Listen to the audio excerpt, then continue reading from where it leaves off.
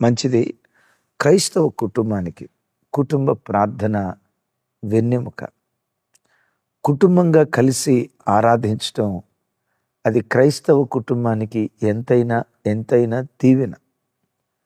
వ్యక్తిగతంగా ప్రార్థించుకుంటాం అవసరం, సంఘానికి వచ్చి ప్రార్థించుకుంటాం అవసరం. వీటితో పాటు కుటుంబంగా కలిసి ప్రార్థించుకోవటం కుటుంబానికి అత్యవసరం. కుటుంబ ప్రార్థనలో దాగి ఉన్న 7 దివ్యమైన ఆశీర్వాదాలు. నిజమే, సహోదరి ఉషారాణి చక్కటి కామెంట్ తను తెలియచేశారు కదా.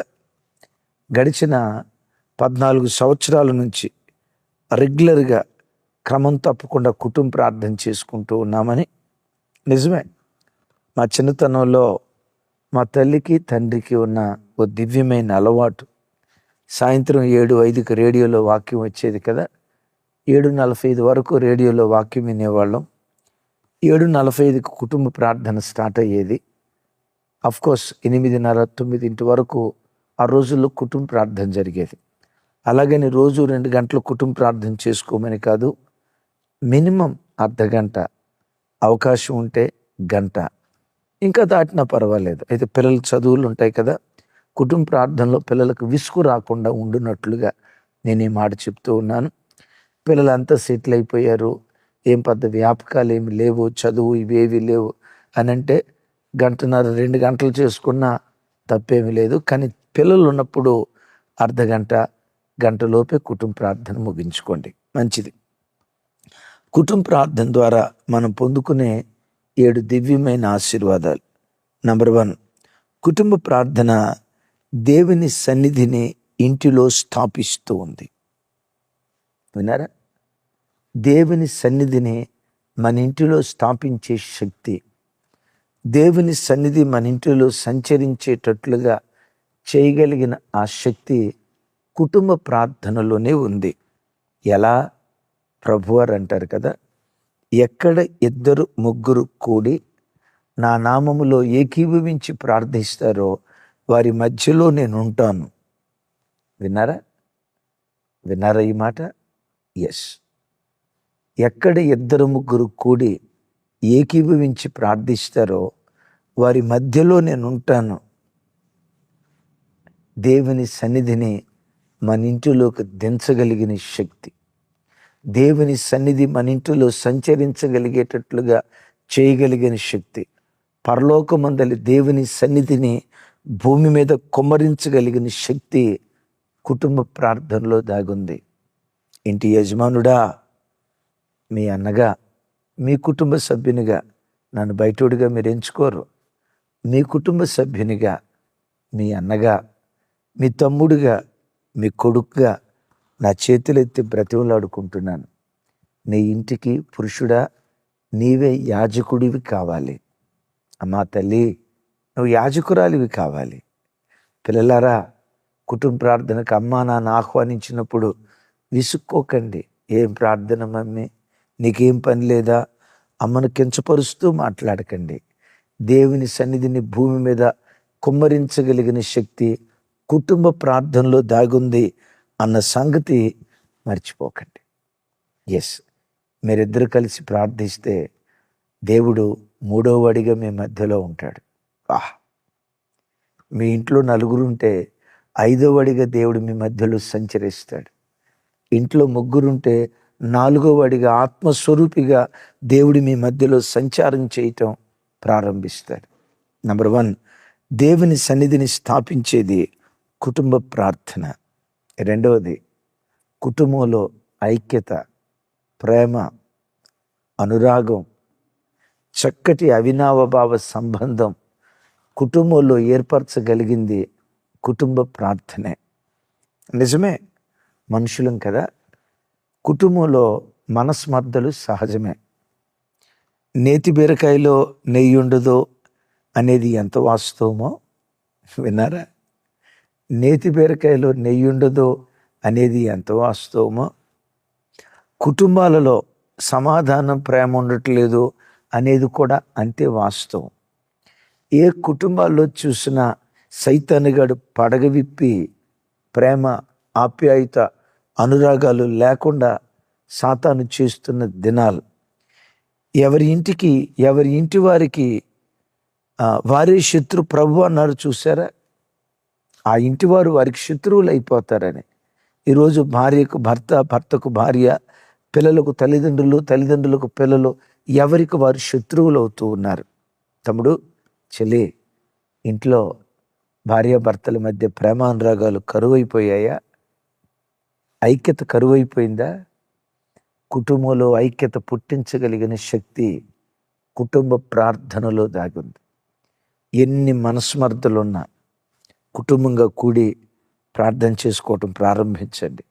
అయితే కుటుంబ ప్రార్థన చేసుకునేటప్పుడు భర్తను ఎదురు పెట్టుకొని, మా ఆయన అస్సలు మంచోడు కాదయ్యా, మారుసు నాయన, నేను కాబట్టి కాపురం చేస్తున్నా, ఇంకొక ఆడదైతే పొరపాటున చేయదయ్యా, ఈ పాటికి 150 సార్లు విడాకులు ఇచ్చేదయ్యా అని భర్తను ముందు పెట్టుకొని తెలివి తక్కువ ప్రార్థన చేయకండి.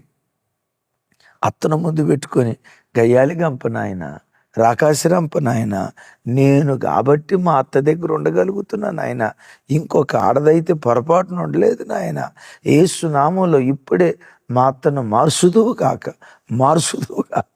అని అంటే నిన్ను మార్చేస్తా, జాగ్రత్త. జ్ఞానం జ్ఞానం జ్ఞానం జ్ఞానం, నేను ఎప్పుడు చెప్తా కదా ఈ మాట. సరే, ఆ ఐక్యత పుట్టించగలిగిన శక్తి కుటుంబ ప్రార్థనలో ఉంది. విచ్ఛిన్నమైపోతున్న కుటుంబాలను ఐక్యపరచగలిగిన శక్తి కుటుంబ ప్రార్థనలో ఉంది. సహోదరులు ఐక్యత కలిగి నివసించుట ఎంత మేలు, ఎంత మనోహరం. అక్కడ ఆశీర్వాదం, శాశ్వత జీవం ఉంటుంది. ఐక్యత వస్తే ఆశీర్వాదం, శాశ్వత జీవం ఆ స్థలంలో కుమ్మరించబడుతుంది. కుటుంబ ప్రార్థన విడదీయదు, విడిపోయిన బ్రతుకులను కలపగలిగిన శక్తి కలిగింది. మూడవది, ఒక అద్భుతమైన మాట గుండెల్లో రాసుకోండి. గుండెల్లో ఈ మాట రాసుకోండి. పిల్లల ఆత్మీయ భవిష్యత్తుకు బలమైన పునాది. పిల్లల ఆత్మీయ భవిష్యత్తుకు, వినండి మాట, భవిష్యత్తుకు కాదు, పిల్లల ఆత్మీయ భవిష్యత్తుకు బలమైన పునాది కుటుంబ ప్రార్థన. నాకు ఈ మాట చెప్తుంటే ఒళ్ళు పులకరిస్తూ ఉంది. నీ పిల్లలు భవిష్యత్తులో మంచి ఆత్మీయులు కావాలి అని కోరుకుంటున్నావా? ఈరోజు నీ ఇంట్లో ఉన్నారు, నీతో పాటు ఉన్నారు కాబట్టి కాస్త భయంతో, భక్తితో, అమ్ముంది, నానున్నాడు, భయంతో బ్రతుకుతున్నారు. అయితే ఆ భయం కొంతకాలమే ఉంటుంది. నేనంట, చిన్నతనం నుంచి బిడ్డలను కుటుంబ ప్రార్థనలో నువ్వు పెంచితే రేపు ప్రపంచంలో ఉద్యోగ నిమిత్తం ఎక్కడికి వెళ్ళినా ఆ ఆత్మీయ విలువలను కోల్పోరు. భవిష్యత్తులో కూడా వాళ్ళు ఆత్మీయులుగానే బ్రతుకుతారు. నీ పిల్లల ఆత్మీయ భవిష్యత్తుకు రేపు భవిష్యత్తులో వాళ్ళు ప్రార్థనా పరులై, దేవునికి భయపడువారై, దేవునికి లోబడువారై, పరిశుద్ధత కలిగి వాళ్ళు మంచి ప్రార్థనా పరులుగా బ్రతుకుతూ వారి పిల్లలను ప్రార్థనా పరులుగా, వాళ్ళ పిల్లలను వాళ్ళు ప్రార్థనా పరులుగా మార్చేటట్లుగా అలాంటి మంచి ఆత్మీయ భవిష్యత్తునిచ్చే స్థలం కుటుంబ ప్రార్థన బలిపీఠం. పడిపోయిందా ఇంట్లో కుటుంబ ప్రార్థన బలిపీఠం? ఇందాక ఆ చెల్లి చెప్పిందే, 14 సంవత్సరాల నుంచి కుటుంబ ప్రార్థన చేసుకుంటున్నాం. థ్యాంక్ యూ తల్లి. తమ్ముడు, కుటుంబంలో కుటుంబ ప్రార్థన బలిపీఠం పడిపోయిందా? ఈ 2026 సంవత్సర ప్రారంభం నుంచే పడిపోయిన కుటుంబ ప్రార్థన బలిపీఠాన్ని తిరిగి కట్టుకోవటం యేసు నామములో ప్రారంభించుదువుగాక. 4వది, కుటుంబ ప్రార్థన శాపాలను, సమస్యలను, శాపపు కాడిని విరగ్గొడుతుంది. ఎలా? ఎందుకు? అద్భుతం, విలువైన మాట. ఫస్ట్ పాయింట్ మనం విన్నాం కదా, కుటుంబ ప్రార్థన చేసుకున్నప్పుడు దేవుని సన్నిధి దిగి వస్తుందని. అవును, దేవుని సన్నిధి ఏం చేస్తుంది? లేఖనాల్లో రాయబడిన మాట, యెహోవా సన్నిధిని పర్వతములు మైనములాగా కరిగిపోతున్నాయి. ఒకవేళ నీ సమస్య పర్వతం అంత పెద్దదైనా, రాయంత జటిలమైన, పర్వతం లాంటి పెద్ద సమస్యను మైనంలాగా కరిగింపు చేసే శక్తి కుటుంబ ప్రార్థనలో దాగి ఉంది. పర్వతం లాంటి సమస్య మైనంలాగా కరిగింపు చేసే శక్తి కుటుంబ ప్రార్థనలో ఉంది. అది తరతరాల శాపమైన ఆ శాపపు కాడిని కుటుంబ ప్రార్థన విరగ్గొడుతుంది. 5వది, పిల్లలకు కుటుంబానికి రక్ష, కంచె, కాపుదల, భద్రత, దుష్టుడు ముట్టకుండా కుటుంబానికి రక్షణ కవచం కుటుంబ ప్రార్థనకు మించి మరొకటి ఏముంది?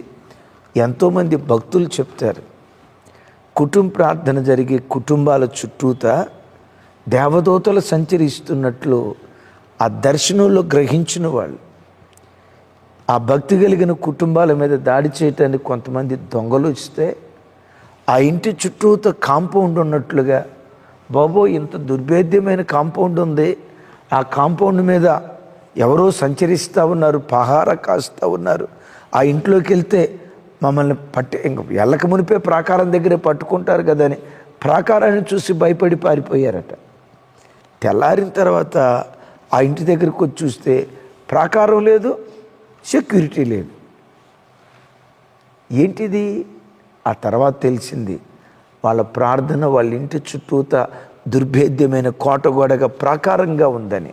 తమ్ముడు, చెల్లి, నీ కుటుంబానికి ప్రాకారం, నీ కుటుంబానికి కంచె, నీ పిల్లల చుట్టూత భద్రతనిచ్చేది కుటుంబ ప్రార్థన తప్ప మరొకటి ఏదీ కాదు అన్న సంగతి నువ్వు గ్రహించు. 6వది అద్భుతమైనది, మన ఇంట్లో కుటుంబ ప్రార్థన జరుగుతూ ఉంటే కుటుంబ ప్రార్థన జరుగుతున్న కుటుంబంలో నుండి ఆ గ్రామంలోకి, ఆ వీధిలోకి, ఆ పట్టణంలోకి, ఆ దేశంలోకి ఆత్మీయ శక్తి విడుదలవుతుంది. బాబోయ్, విన్నారా? నీ ఇంట్లో నుంచి ఆత్మీయ శక్తి విడుదలై అనేకులు స్వతంత్రులగున్నట్లుగా, అనేకులు విడుదల పొందినట్లుగా, అనేకుల బానిస బ్రతుకులను స్వతంత్రంగా మార్చగలిగిన శక్తి కుటుంబ ప్రార్థనలో ఉంది. దీనికి ఒక చిన్న ఆనవాలు చెప్పండి అయ్యా అంటారా? పేతురువారు చెరసాల్లో ఉన్నప్పుడు యెరూషలేములో ఒక ఇంట్లో ప్రార్థన జరిగింది. ఎవరింట్లో చెప్పండి? ఎవరింట్లో? మార్కు, యోహాను అను మారు పేరు కలిగిన మార్కున్నాడే, అదే మార్కు సువార్త రాశారే, ఆ భక్తుని ఇంటిలో ఆ రాత్రి కుటుంబ ప్రార్థన జరిగింది. అక్కడి నుంచి దేవుని శక్తి విడుదలై చెరసాలలో ఉన్న పేతురును దర్శించింది, సంఖ్యలు తెంచింది. ఎస్, చెరసాలలో దాగి ఉన్నవాడిని, చెరసాలలో ఖైదీగా ఉన్నవాడికి విడుదలిచ్చి స్వతంత్రుడిగా మార్చింది. ఎక్కడి నుంచి బయలుదేరింది ఈ శక్తి? మార్కు ఇంటిలో నుండి. తమ్ముడు, చెల్లి, నీ కుటుంబంలో కుటుంబ సభ్యులుగా కలిసి ప్రార్థన చేస్తే మీ గ్రామంలో త్రాగుడు బంధకాలలో ఎవరున్నారో వారి సంఖ్యలు తెంచబడతాయి. వ్యభిచారపు బంధకాల్లో ఎవరున్నారో, పేకాట బంధకాల్లో ఎవరున్నారో, గంజాయి బంధకాల్లో ఎవరున్నారో, మాదక ద్రవ్యాలకు బానిసలై జీవితాన్ని నాశనం చేసుకుంటూ బానిస బ్రతుకు ఎవరైతే బ్రతుకుతున్నారో, నీ ప్రార్థన ద్వారా, కుటుంబ ప్రార్థన ద్వారా శక్తి విడుదలై వారిని స్వతంత్రులుగా మారుస్తుంది. గ్రామం ప్రభు సొంతం అవటానికి నీ ఇంటిని వేదికగా చేసుకుంటాడు. నేను చాలాసార్లు చెప్పాను, అత్తలూరు అనే ప్రాంతంలో మా అమ్మ నాన్న కుటుంబ ప్రార్థన ప్రారంభించారు. దేవుని కృప, 2 వ్యక్తులతో ప్రారంభించబడిన కుటుంబ ప్రార్థన 70 మంది అయ్యారు. ఆ తర్వాత ఓ పెద్ద సంఘం అయిపోయింది. విన్నారా? 2 ప్రారంభించబడిన కుటుంబ ప్రార్థన 70 మంది అయ్యారు. ఆ తర్వాత ఓ పెద్ద సంఘంగా మార్చబడింది. అంతమంది విడుదల పొందారు. ఎరిగి నీ కుటుంబంలో నుంచి ఆత్మీయ శక్తి విడుదలగున్నట్లుగా ఆఖరి మాట చెప్తాను. నీ కుటుంబాన్ని ఒక ఆధ్యాత్మిక కుటుంబంగా మార్చేది, ఆధ్యాత్మిక కుటుంబంగా ఒక కుటుంబాన్ని తీర్చిదిద్దే ఆ పునాది కుటుంబ ప్రార్థనే. నీ కుటుంబం అంటంతో వాళ్ళ ఆత్మీయులరా, అసలు వాళ్ళ కుటుంబమే ప్రత్యేకమైందిరా. ఆ కుటుంబాలను చూసి ఆత్మీయత నేర్చుకోవచ్చురా. ఓ కుటుంబాన్ని లౌకిక కుటుంబంగా కాక, శరీరానుసారమైన కుటుంబంగా కాక, లోకస్తుల కుటుంబాల వంటి కుటుంబాలుగా కాక, ఒక ఆత్మీయ కుటుంబంగా నీ కుటుంబాన్ని కట్టే పునాది కుటుంబ ప్రార్థన. అవును, కుటుంబ ప్రార్థన జరిగించుకునే ఏ కుటుంబమైనా ఆత్మీయ కుటుంబం కాక శరీరానుసారమైన కుటుంబం ఎలా అవుతుంది? లౌకికమైన కుటుంబం ఎలా అవుతుంది? రాగల కాలాల్లో కుటుంబ ప్రార్థన జరిగే కుటుంబాలలో నుండే ప్రవక్తలను దేవుడు పుట్టిస్తాడు. ఆ కుటుంబ ప్రార్థన జరిగే కుటుంబాలలో నుండే పాలకులను దేవుడు పుట్టిస్తాడు. ఆ కుటుంబ ప్రార్థన జరిగే కుటుంబాలలో నుండే ఏలికలను దేవుడు పుట్టిస్తాడు. నేను ఎప్పుడూ అంటా కదా, క్రైస్తవ యవ్వన బిడ్డలైతే ప్రవక్తలన్నా కావాలి, పరిపాలకులన్నా కావాలి, రూలర్స్,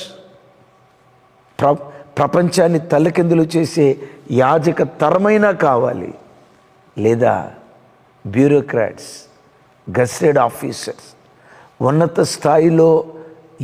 ఉన్నత స్థాయిలో ప్రపంచాన్ని శాసించే రాజ్యాంగాలను రాసే గొప్ప వ్యక్తులుగా దేవుడు మార్చాలి.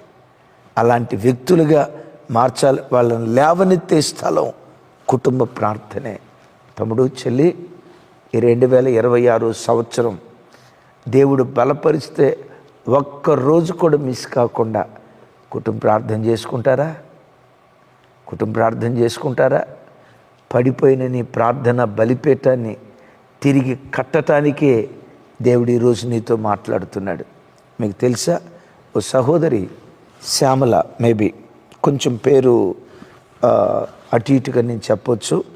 ఆ సహోదరి ఒకసారి నేను లైవ్లో కూడా చెప్పాను, తనకు 3 కుమార్తెలు వేరే వేరే స్థలాల్లో ఉంటారు చదువు నిమిత్తం.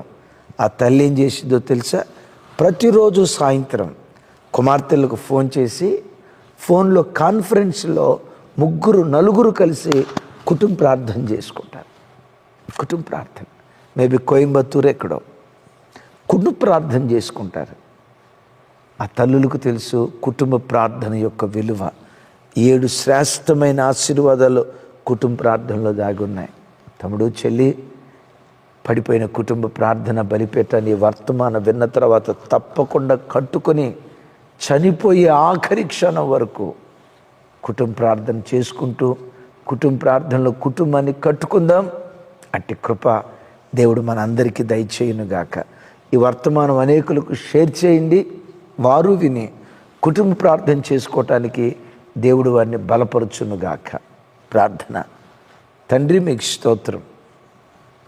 ఈ వాక్యం విన్న ప్రతి కుటుంబం, ఎన్ని వేల మంది ఈ వాక్యం వినబోతున్నారో, వింటున్నారో, యేసు నామం పేరిట ఆ కుటుంబాలన్నీ కుటుంబ ప్రార్థన జరిగించుకునుగాక. ప్రతి ఇంటిలో కుటుంబ ఆరాధన మీరు జరిగించండి. కుటుంబాలుగా ప్రతి దినం కూడుకొని మిమ్మల్ని సేవించినట్లుగా ఒక్కొక్క కుటుంబాన్ని మీరు బలపరచుదురుగాక.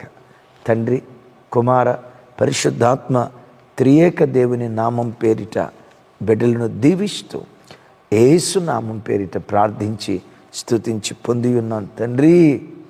తండ్రి అయిన దేవుని ప్రేమ, కుమారుడైన యేసుక్రీస్తు వారి దివ్య కృప, పరిశుద్ధాత్మ దేవుని సహవాసం మనకు సకల పరిశుద్ధులకు సదా తోడై ఉండి నడిపించునుగాక.